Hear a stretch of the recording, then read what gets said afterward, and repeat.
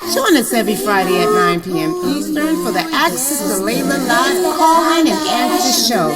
Please join Ustada Laila Nashiba if you have any questions in regards to this theme. Call in at 862-370-2838. Now streaming on various platforms right here on Sunnahfollowers. Sister Laila live, Sister Laila live, weekly for the show at the hour. Ask Sister Laila live, Sister Laila, invite your friends and family, make it cozy. Ask Sister Laila. Sister Laila live show, and alhamdulillah, this is where we meet once a week, where you can type, and ask your questions about Islam, and inshallah I try to answer them for you.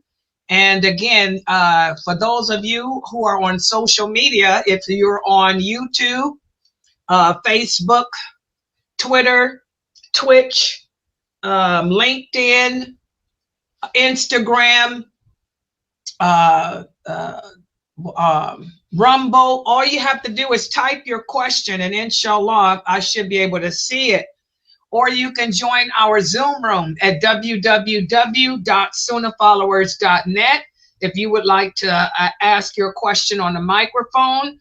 Or you can go to the website at sunnahfollowers.net, and there's a chat box there. You can type your question there in the chat box, and inshallah I should receive it as well. So, those are the different ways that you can get your questions about Islam answered. So again, and also we have the phones too. You can call in on the WhatsApp phone line, which I don't have the number right now. I forgot. I think it's 870 or 876. Wait, now hold on. Let me give y'all the number. Hold on. 862.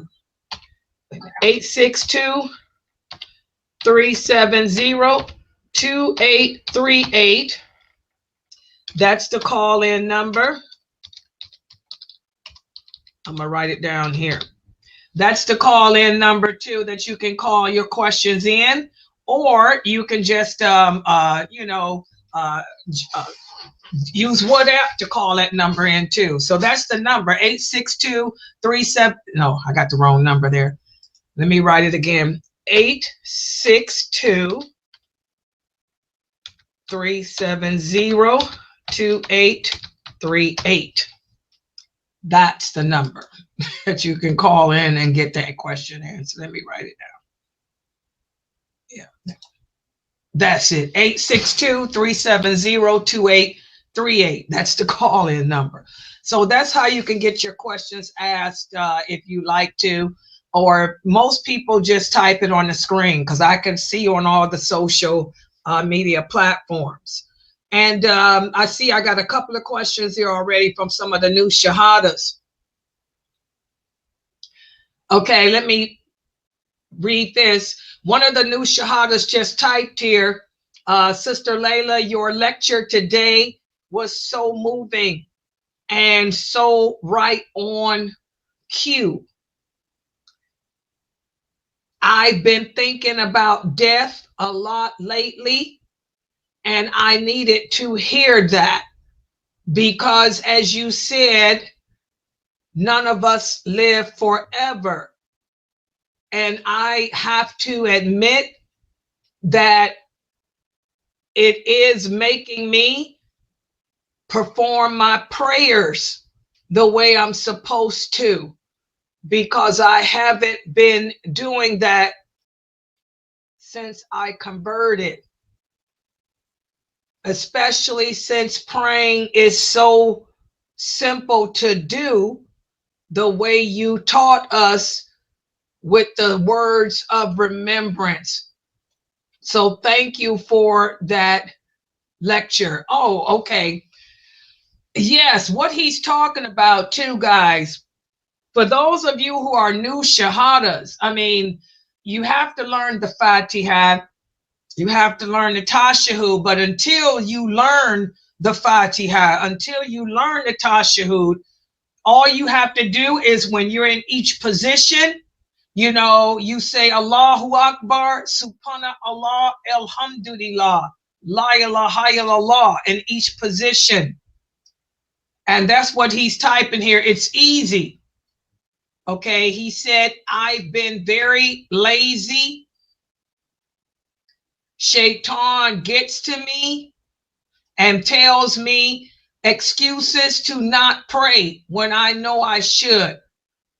So now I've been praying better. Okay, and that's good, guys, because I want you guys to know, for the new shahadas, your personal jinn is angry because you saw the light and you've taken the first step to change the condition of yourself, which was by converting to this religion. So now your personal jinn is going to work harder to try to get you to go back to the lifestyle and the existence that you lived up until now.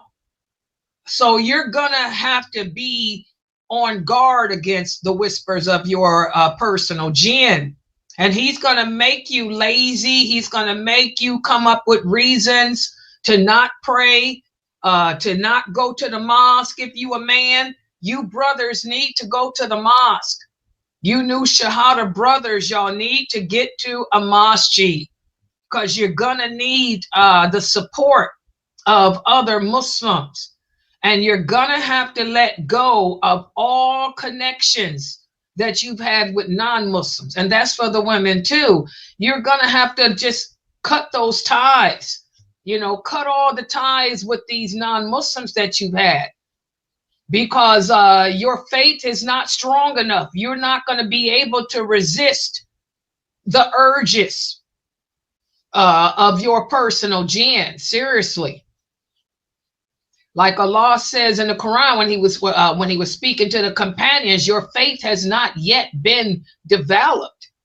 You know, it's not yet there. I mean, it's not strong. It's you just converted. So don't put yourself in a situation that's going to bring about compromising your belief system.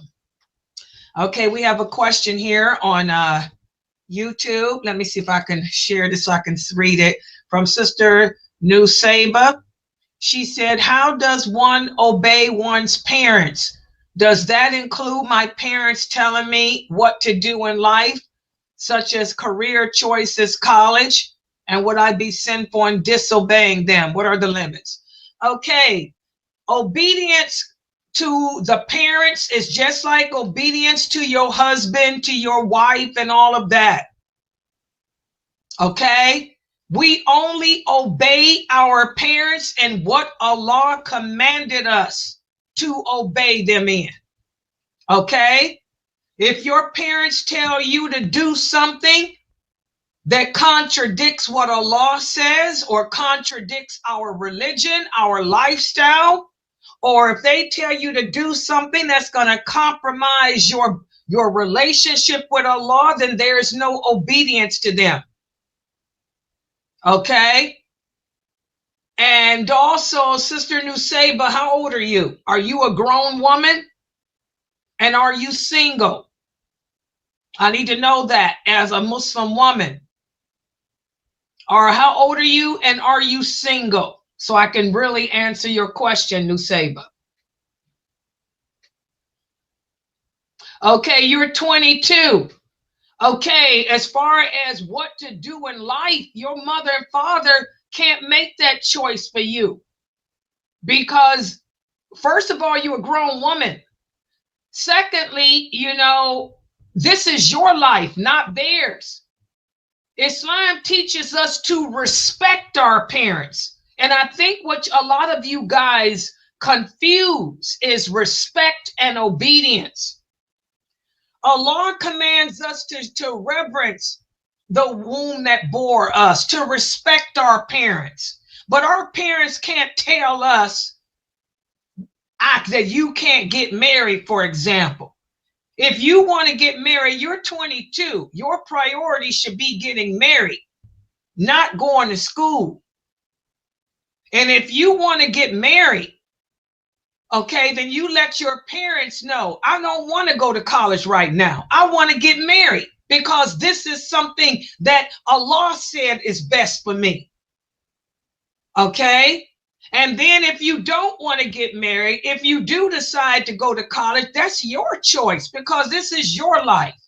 Your parents can't tell you what interest to develop. You know what your interest is. Okay?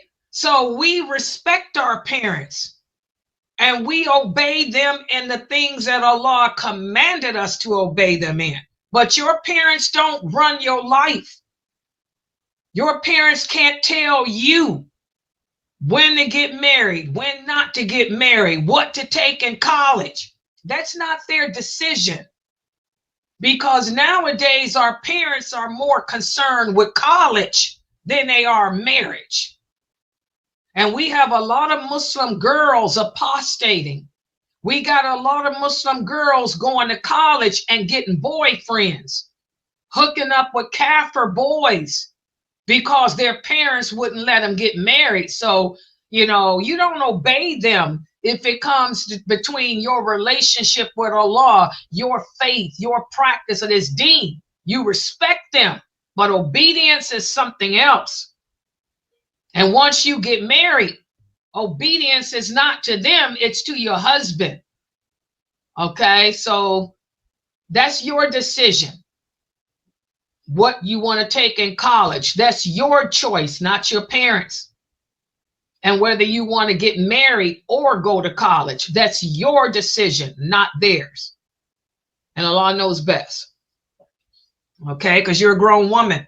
You're held accountable for your own sins, your own life now. Respect your parents. But you're held accountable for your choices. They're not. Okay? And that's something we need to think about. We putting all this emphasis on going to college. Y'all need to get these girls married and get your sons married too, because we have a very high apostasy rate amongst the Muslim youth, especially living in the West. So many of our sons are not practicing the deen. And so many of our daughters are not either, because we put priority on this dunya instead of on their hearts, their iman. So you parents need to get that together. Emphasize marriage with your children to save their souls from the hellfire. And then they can go to college when they marry. Okay? Allah knows best. Any questions in the Zoom room? Yeah, you have a question here. Once married, do we have to make ghusl after oral sex? No. Next question. Not for the, yes, for the man, yes. And for the woman, yes. Who asked that question? Is that a Muslim in there asking that question? Yeah. Okay. Yes, ma'am. It was me. Yes. Okay, next question. Next question is, how is the travel prayer for Duhur and Asr performed? 2 rakats for Duhur and 2 rakats for Asr, right? If you're shortening, whenever we shorten the prayers, we only shorten the 4 rakat prayers. So if you're shortening due to traveling, then the 4 rakat prayers would become 2 rakats. Everybody understand that? Yes, and remember we talked about that as far as that question, it threw me. That's why I had to do a double take, because we usually don't get those type of questions. So let me talk about that answer a little bit more. Remember we talked about when I'm doing a series on salat, on prayer. Remember when we talked about purification? Whenever a man or a woman ejaculates, and you can see the ejaculation, what do? Remember that? That was on the quiz I did on purification. You have to take a ghusl. Remember that, people? Whenever you ejaculate, even if it was a wet dream, and you wake up and notice and can see it, then that's when you take a ghusl. So that should answer those type of questions too. All right. Okay. Yes, exactly. Sister, exactly. You remember. Good job. Exactly. Exactly. Good job, Kimmy. Oh, wow. The new shahadas. Remember that. Exactly. So if you can see it, the traces and the evidence is there, then yes, you take a ghusl. And y'all can read in between the lines on any other questions like that. Okay, next question.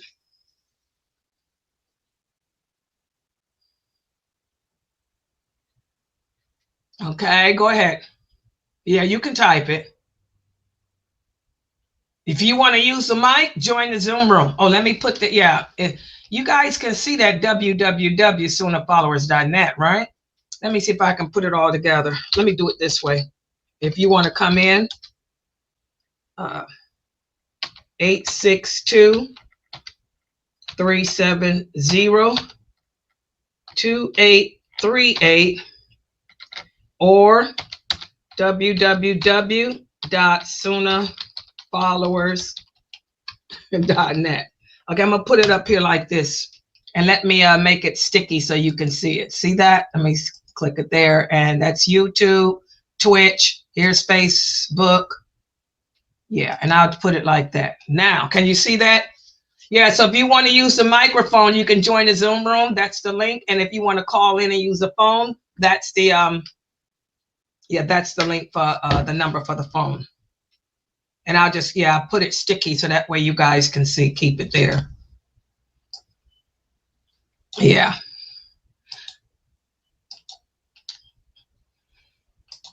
Okay, go ahead. Okay, the sister here is typing, why is it that men are always talking about makeup, that we can't wear makeup? Sister, I don't know, because men are stupid. What can I say? I don't know.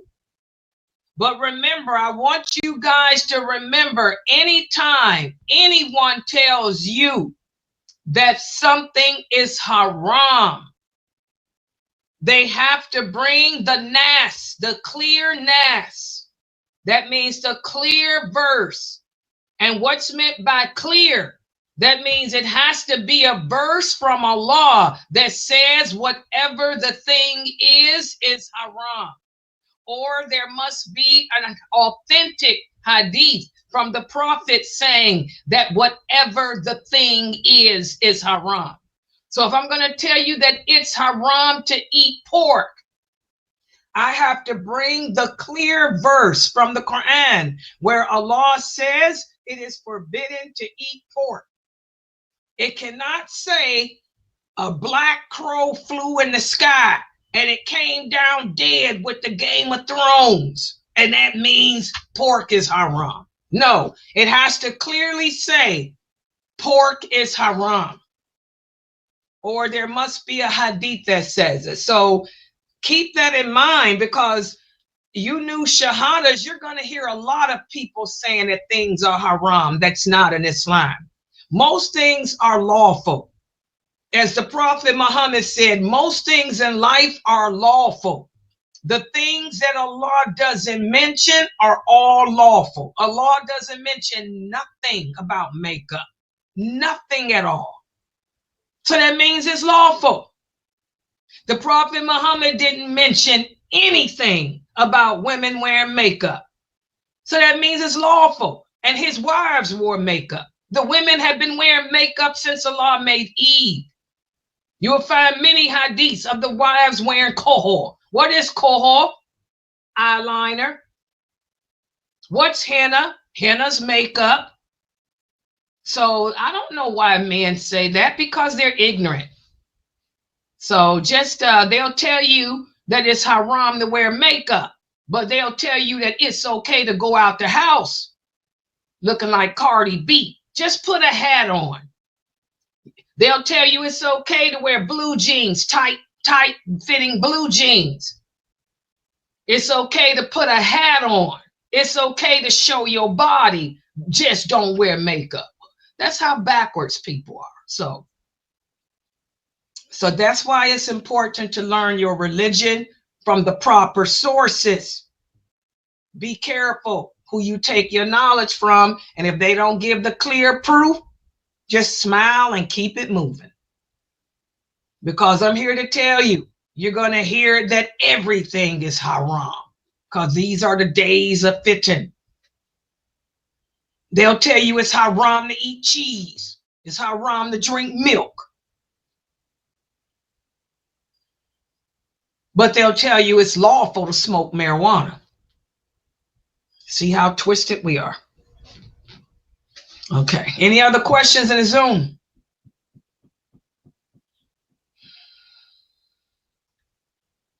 I have a question. Mm-hmm. I was thinking about buying a shower curtain, and it had some birds on it, but I was like, I don't know if I can have this in the bathroom. So, okay, am I allowed to have a shower curtain with birds on it? We have the hadiths from Sahih Bukhari and Muslim. We have an hadith from Amir ibn al-As. Amir ibn al-As came to the mosque and he had a shirt on. And it had pictures on it of an animal or something. And another companion came to him and said, Astaghfirullah, you can't wear pictures of anything that has a soul. And Amir ibn al-As said, didn't the prophet said, unless it's defaced, unless it's on fabric, because it's defaced? And then the companion said, you right, I stand corrected. So there's nothing wrong with you having pictures of animals on your curtains and all of that, because they're fabric and they're defaced. There's nothing wrong with having pictures of animals on your carpet because we walk on it. It's fabric, it's defaced. The hadith in Sahih Bukhari, where Aisha radiallahu anha took down the curtains. She had made some curtains out of that had birds on them. She didn't take them down because the prophet said they were haram. The prophet sallallahu alaihi wasallam said that they distracted him. The curtains, the colors were so bright that it distracted him when he was praying. So she took the curtains down, cut them up, and made cushions out of them. Cushions for a chair so they could sit on it. Okay, so as long as they're curtains or they're on fabric, there's nothing wrong with that. And Allah knows best. That's why we have to be careful.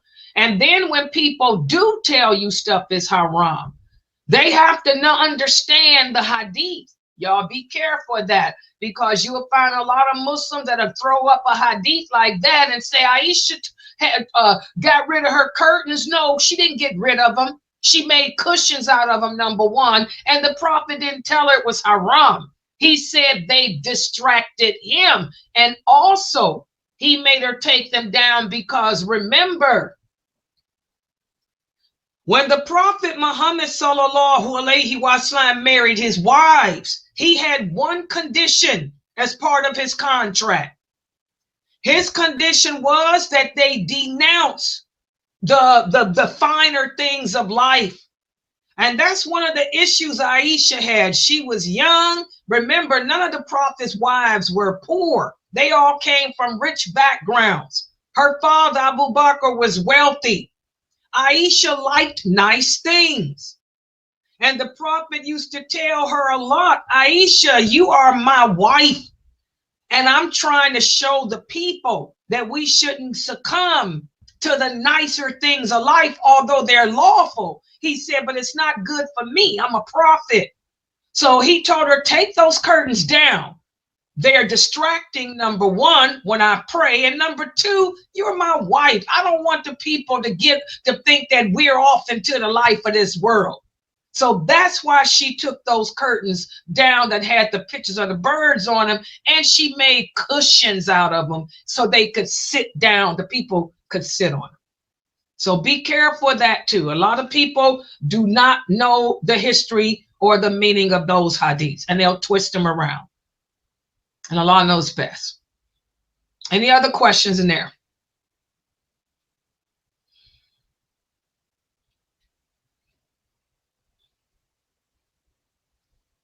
Yes, sister. If you got a bedspread, yes, you have a bedspread that has elephants on it, that's okay because it's fabric.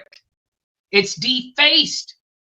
As Umar, radiallahu anha, said, and Ibn Umar, it's defaced.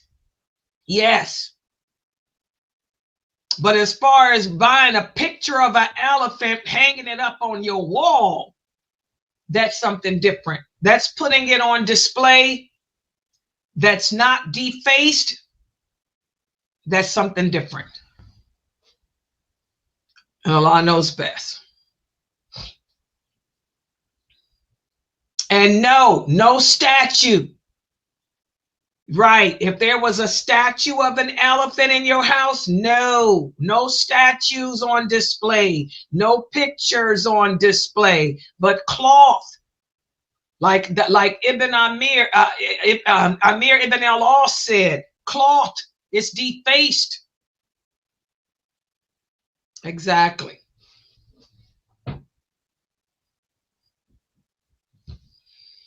Yeah, the religion is easy, like she said. And once you learn it, if you learn Islam correctly, it's not a hard way of life. Islam is not oppressive. You know? Exactly. It's all about learning it correctly. Good job, Brother Timothy. Okay, Brother Timothy is asking, is that hadith similar to the other one where the Prophet sallallahu alaihi wasallam had a shirt and gave it to Umar and told him to take it to his brother? Because it distracted him. Good job. Exactly. Somebody had given the Prophet Muhammad sallallahu alaihi wasallam a striped shirt as a present. The Prophet said it distracted him from his prayers. So the Prophet sallallahu alaihi wasallam gave it to a slave. That one is, he gave it to a slave. Now the one you're talking about with Umar's brother, this was a shirt made of silk because it's haram, or it's forbidden for men to wear silk. The Prophet sallallahu alaihi wasallam said silk is forbidden for the men of my nation, but not the women. So somebody had given the Prophet sallallahu alaihi wasallam a silk shirt as a gift. The Prophet gave it to Umar radiallahu anhu. This is before Umar's brother converted to Islam. And he told him, Umar, give this to your brother who's a non-Muslim, because silk is forbidden. So that's the one about the silk. That was Umar. The other one was another companion had given the Prophet a striped shirt, and the stripes distracted him when he was praying. And that hadith, both of those hadiths you'll find in Sahih Muslim. Yeah. Good memory, Brother Timothy. I'm proud of you. Yeah, the Prophet Muhammad sallallahu alaihi wasallam, he was a prophet of Allah, and he denounced this world. If the Prophet wanted to, he could have been the richest man on earth. If he wanted to, he could have lived in a castle, but he chose to live a life of simplicity because he was a prophet of Allah. He wanted the people to not look at him as being better than them or above them or any of that. So he shunned off this world. And every wife he married, all his wives were rich women, came from rich backgrounds. And he told every single one of them, you have to give up the finer things in life. If you want to marry me, I'm not going to give you the finer things of life, because I'm a messenger of Allah and I'm setting an example. Okay? And a lot of Muslims don't understand that. He chose to be rich, to be poor. The prophet was poor by choice. And his wives were poor by choice. They came from rich families, including Aisha, radiallahu anha.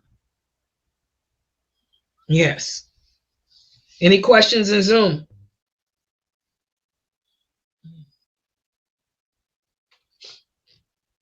Yeah.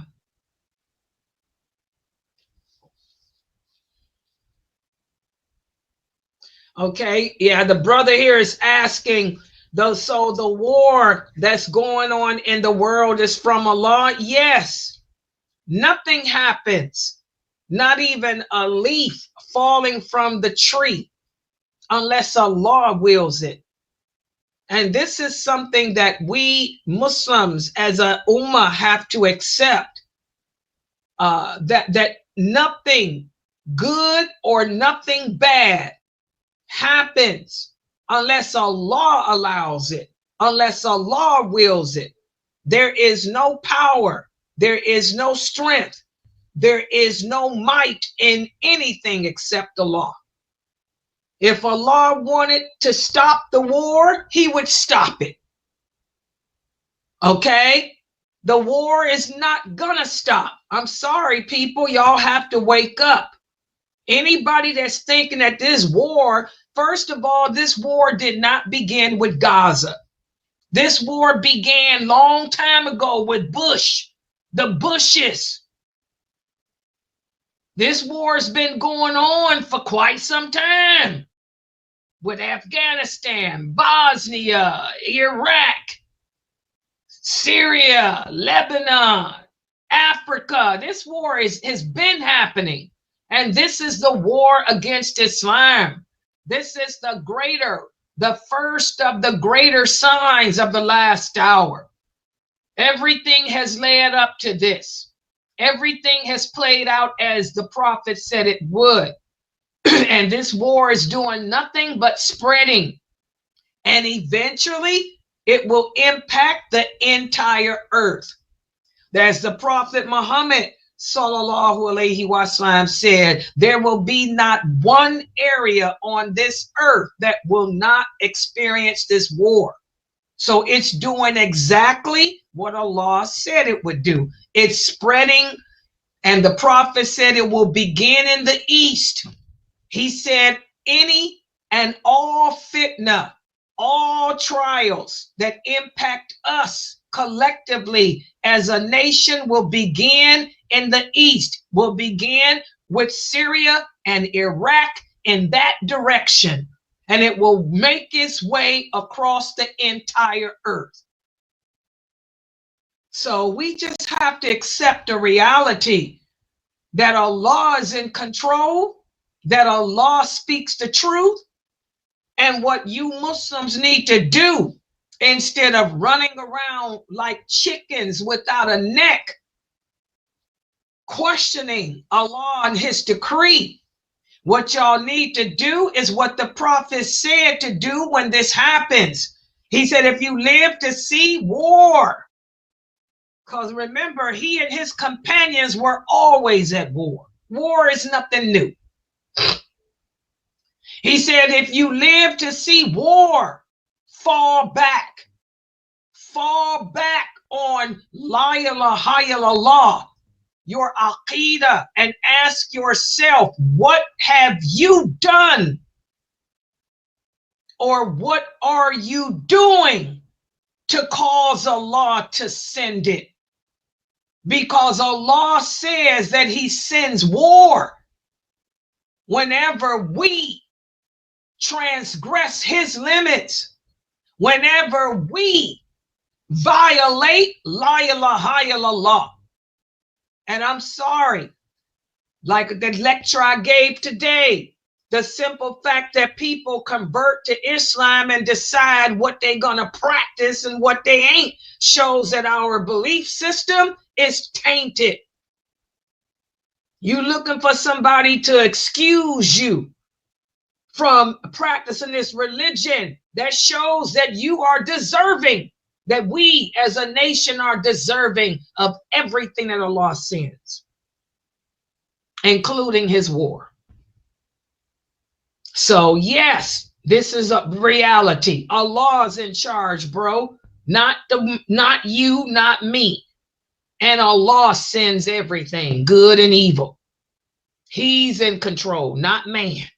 And until you Muslims accept that reality, until we as a nation accept the reality that Allah's in control, not America, not the LGBTQ rainbow team, not Israel, not the kings, until we accept that he's in control, this war is going to continue until it's impacting you and me too. And that's the reality. And Allah knows best. Any questions in Zoom? Yeah, the Zoomers ain't got no questions, evidently. Okay, here's a question here from Sister Khadija. Oh, this is on Twitch. Okay, Khadija on Twitch. She says, I know we're not, oh, I can finally share Twitch. Sometimes this streaming program works and sometimes it don't. Now I can share it. She said, I know we're not supposed to go without talking to each other, as kinship is important in Islam. But I have a sister who likes to just stop talking just because. Is there anything I should do? I try to say hi, but she doesn't seem to want to respond. Okay, what Islam forbids us from doing, Khadija, is cutting the tie of kinship. We cannot break the tie of kinship. Does that mean not talking? No. What does it mean to break the tie of kinship? To break the tie of kinship means to sever the relationship. She's no longer my sister. I'm no longer her sister. I have nothing to do with her. She has nothing to do with me. To you, her be her way, and to me be mine. That's severing the tie of kinship. We cannot get angry at a relative, and because of that, I'm going to cut it. You're no longer of me, and I'm no longer of you. That's breaking the tie of kinship. Not calling somebody every day has nothing to do with breaking the tie of kinship. I got relatives, my oldest brother. I haven't seen him in 25 years, but I have not broken the tie of kinship. I've only spoken to him 3 times in those 25 years, but I haven't broken the tie of kinship. It's just that life goes on and people get tied up. People do things. People get into their lives. So to break the tie of kinship means to have nothing, to disown your family, to have nothing to do with them. If they call you because they need something from you, you say they don't exist. That's what we are forbidden from doing in Islam. You don't have to call your sister on the phone every day and talk to her. Okay? If she don't want to talk, maybe she got some mood issues. Sometimes we don't want to be bothered. If I don't want to be bothered, I don't answer my phone. Y'all know that. I block people and keep it moving. Sometimes people want to be by themselves to ponder life. But severing a tie means to cut it off, to disown, to have nothing to do. Y'all understand that? And Allah knows best.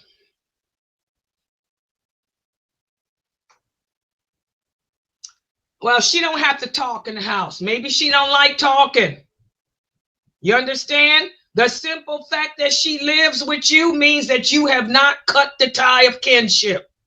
To cut the tie of kinship means you kick her out of your house and you tell her that she doesn't exist. You tell her that she's dead to you. That's cutting the tie of kinship. You don't have to speak to her every day. I ain't spoke to my brother in 25 years. I got another brother I just saw recently. I hadn't talked to him in 20 years either. Some families just ain't close. But you will be there if the person needs you. If I need something, that's different. Some people just are like that. That's not cutting the tie. She lives with you, so you're not cutting the tie with her. She just don't want to be bothered. She wants to be left alone. Yeah. She's having a moment. Yeah. Yeah. The sister here said that makes sense because she says, sometimes I want to be left alone. I don't want nobody sitting up in me. Yeah. We just want to be left alone. But if you need something, you know that they'll be there. Just call my name and I'll be there. Just call my name. I'll be there. You get it, Tiva? She probably asleep. No, I'm not asleep. I hear you. Assalamu alaikum. Walaikum salam, Sabrine. I had put on a new patch today and it made me sleep the whole day. Oh, they gave you some new high blood pressure patches? And this was different because these are black. How do you feel? You feel good? The other ones were red. Oh, but you feel good, right? I felt sleepy all day. Oh, and if it's too strong, let the doctor know. Let him know. Yeah, I think it's too strong because it's black.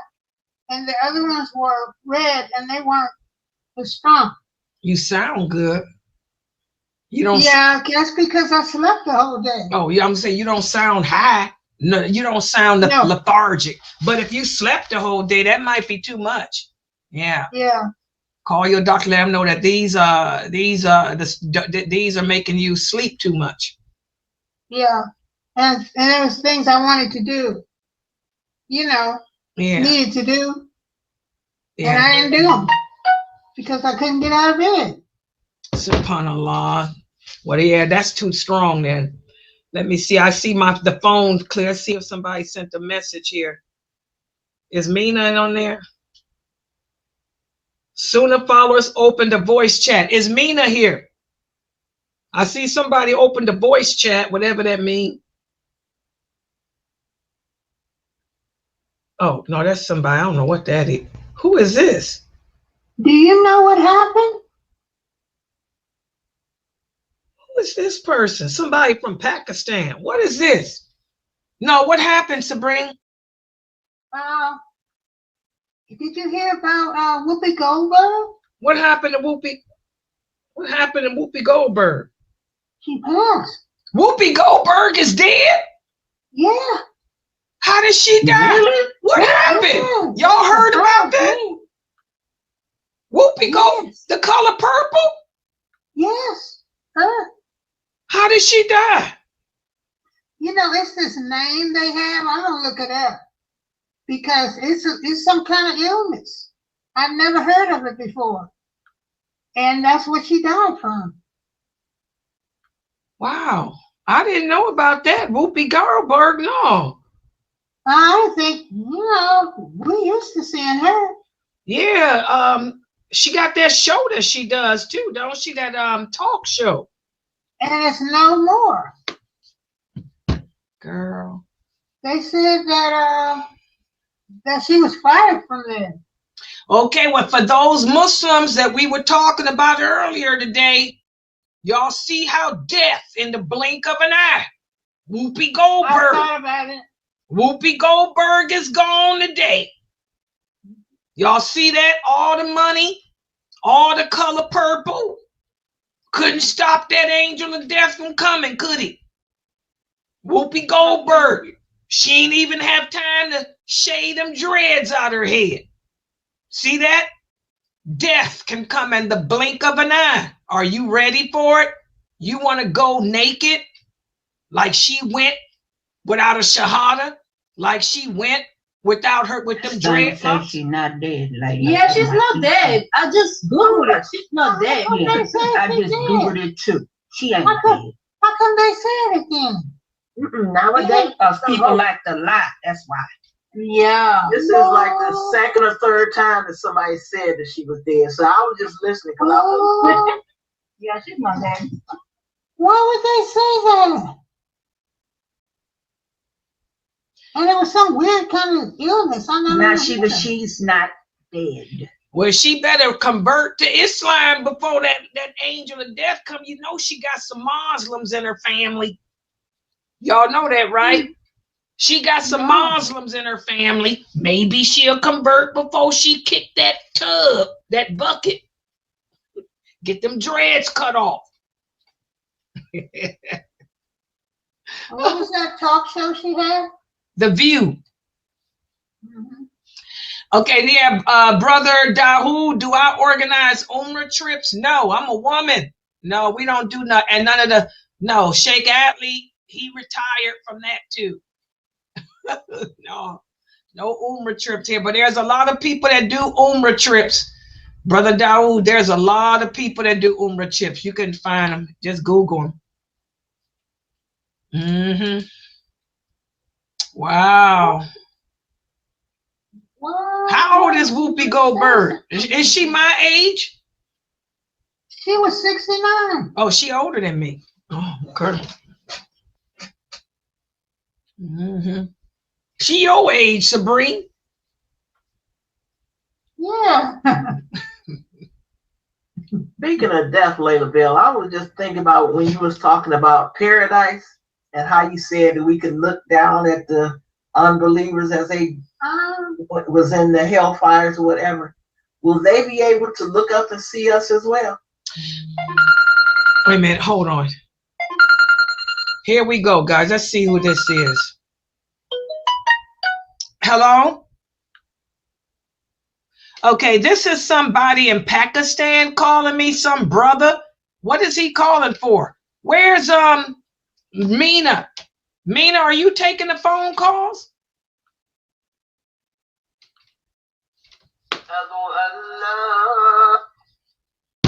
Mina was at the dentist. I don't know if she's still there. Okay, she probably is. Okay, I don't know who that is, but whoever he is, I'm gonna block him because he's calling and he's not. When I go to answer, he hangs up. I'm gonna block him because I'm gonna tell you guys, don't call me up trying to ask no age, sex, location questions because I'm not into that. I'm a dyer. I call it disrespect. Any man that tries to call me on the phone.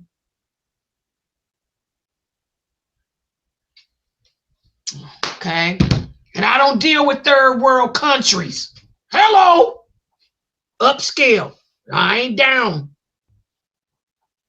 Okay, yeah, but you were saying about the paradise. Yes, the people, they will be able to see us who mock them. Yes.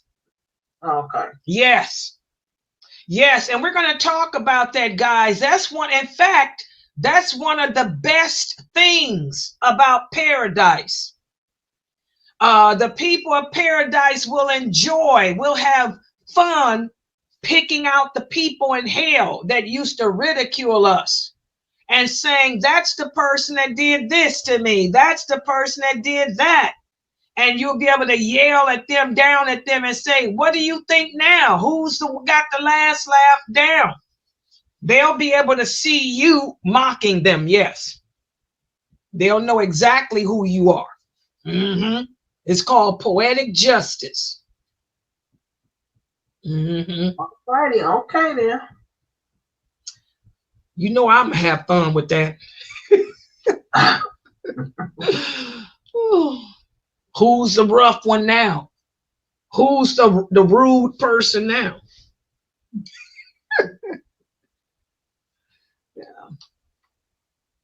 Yeah, any other questions? Go ahead. Yeah, type them on the screen.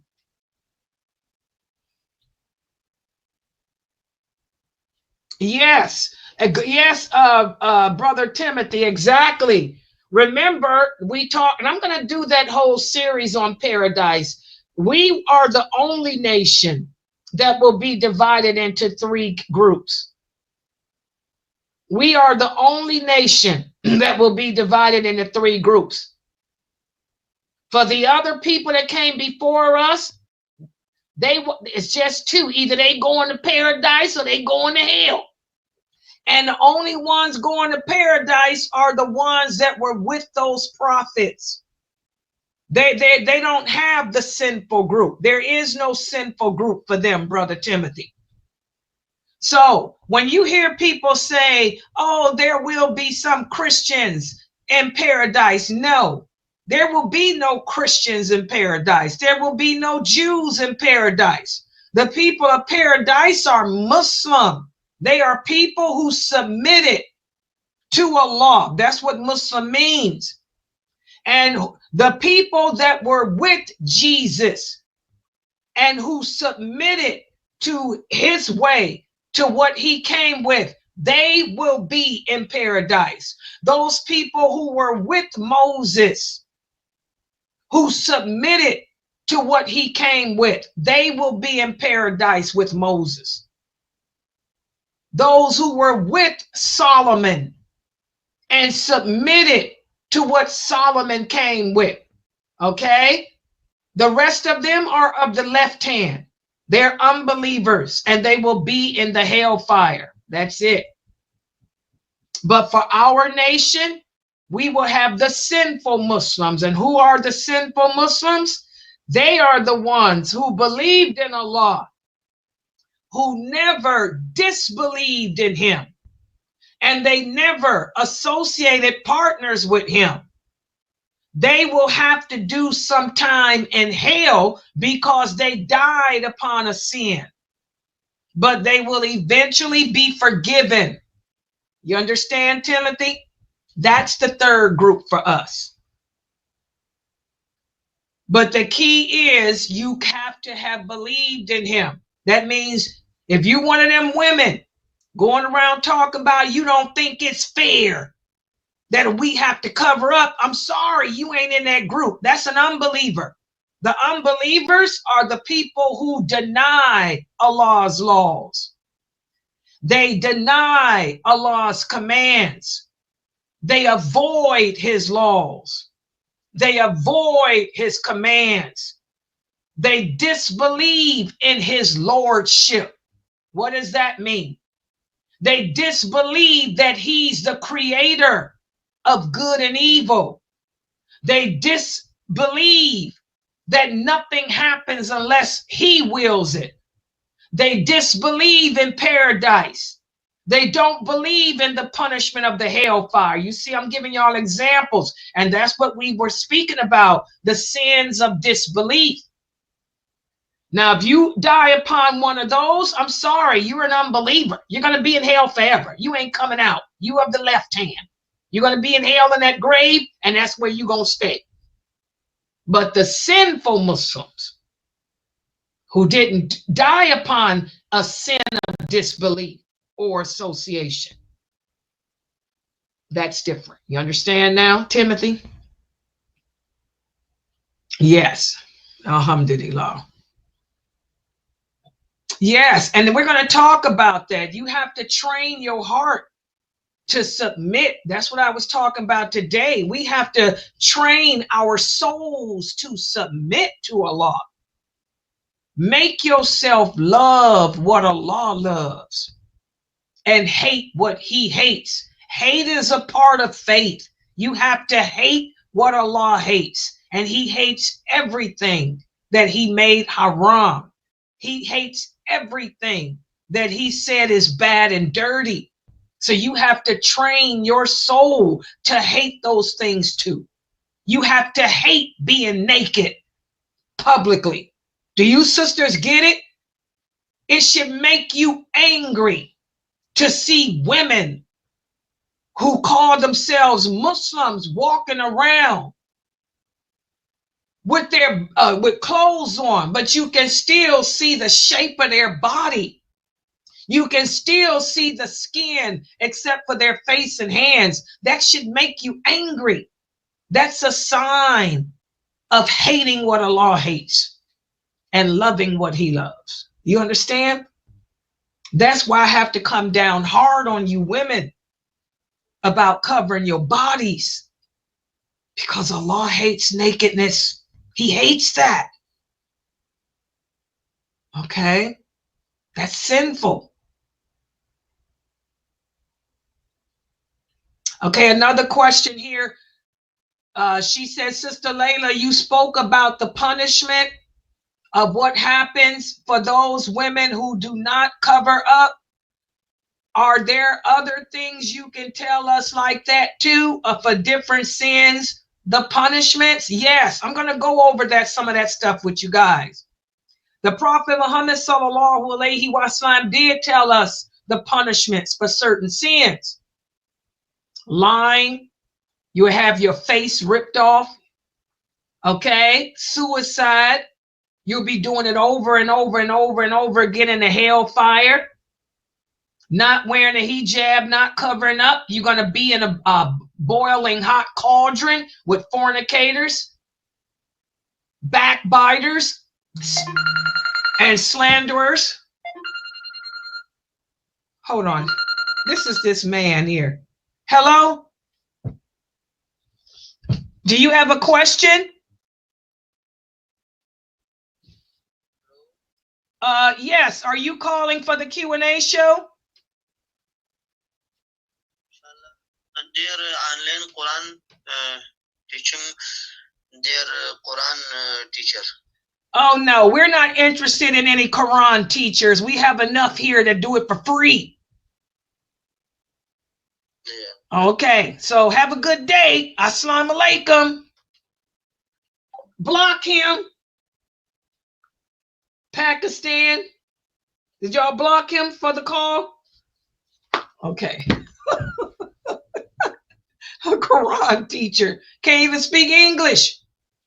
All right, so yes, backbiting and slander.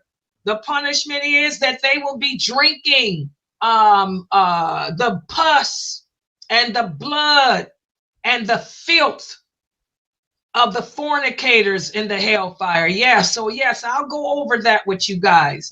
The Prophet did tell us the punishments for a lot of sins. And he did it to scare you, so it will encourage you to stop doing them. Yes.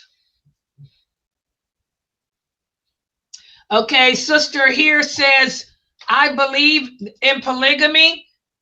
It's good and clean, but I just don't partake. Yeah, that's fine. You know, polygamy is not an obligation in Islam. Nowhere does Allah say that a woman has to participate in it. In fact, Allah says in the Quran, if you fear that your husband will not be just with you, then you don't have to, you tell him no, that you don't want it, you ain't going to be a part of it. Let you go. Nothing's wrong with that. It's if you say that polygamy is bad, like a lot of you sisters do. There's a lot of you sisters that say polygamy is bad, that polygamy is dirty. Astaghfirullah, how dare you say that anything Allah made lawful is bad and dirty? But that's your prerogative. You know, if you don't want to do polygamy because you know that your husband can't do it right, or it could be bad for you. Because polygamy is not for everybody. Polygamy is not an obligation in Islam. It's not even a pillar. Polygamy is not a pillar of Islam. It's not a pillar of faith. It's not a pillar of obligation. It's nothing. It's just a right that a man has.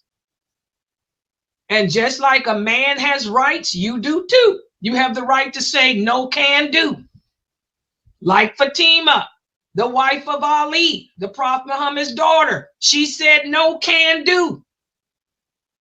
So Ali didn't marry Abu Jahl's daughter. In fact, Ali didn't marry nobody until after she died, because she was a no can do woman. So that's different. Okay. Here's another question. Is it true that Allah will drag the non-believers by their faces to hell? Not just the non-believers, Muslims too. The hypocrites, those people who claim to be hypocrites. They claim to be Muslims, but they were really hypocrites. They will be in the lowest level of the hellfire. The angels, not Allah. Allah will have the angels drag them by their faces and throw them in hell. The hypocrites, also people who lie, people who cheat. So that's another one of the punishments. One of the punishments is that the angels will drag you by your face and throw you in hell, depending on what the sin was. So we're going to talk about that. Some of the sins fall in that category. Some of the sins fall in the category of being dragged by your face. Lying on the prophet, lying on Allah, saying that something is haram when it's not. The punishment is you'll be dragged by your faces through the hellfire. Lying on Allah, lying on the prophet. That's why we have to be careful using the word haram. Sallallahu alaihi wasallam. Okay.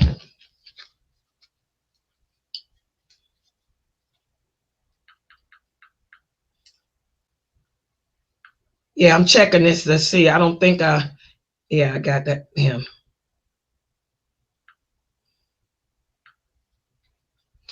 Yes, and I got your question, sister. I see it. Yeah, Mina's at the dentist. Okay, the sister here just typed to ask me, is it okay for her?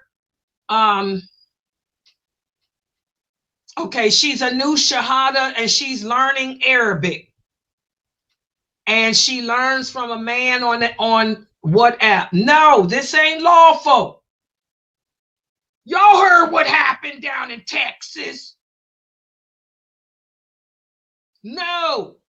The Prophet Muhammad sallallahu alaihi wasallam said it is not lawful for a man and woman to be alone without a third party, even to learn the Quran. Y'all see what done happened with the woman that was learning the Quran from a dude down there in Texas. No. You should not be alone with a man who is not a mahram to you, not even to learn the Quran. And most of those brothers from those third world countries that are teaching you the Quran, they looking for a green card to America. New Shahadas, beware. Shahada alert. Those brothers, like the one that just called here, from those third world countries, they say that they can teach you the Quran. I teach you how to say Allah's name. And they can't even speak English. They looking for green card to America. You can learn how to read the Quran for free right here in America. Most mosques have classes teaching you how to read the Quran. Go to your local mosque and join their class. We have a class here too. Mondays and Thursdays. You can learn how to read the Quran. Brother Malik will start you off with the alphabet for free.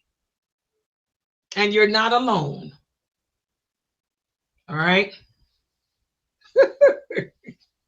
Yeah, so don't do that, sister. Plus, those brothers are looking for they looking for green cards. They want to get over here to America. No, don't do that. Questions in Zoom?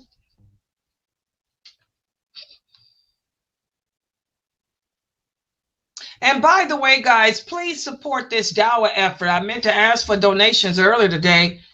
I think we got $400 in our account. I can't remember. But the Zoom ain't came out yet. Oh, it's the holiday. Yeah, so please support this dawah effort. Yeah, go ahead. Type your question, sister.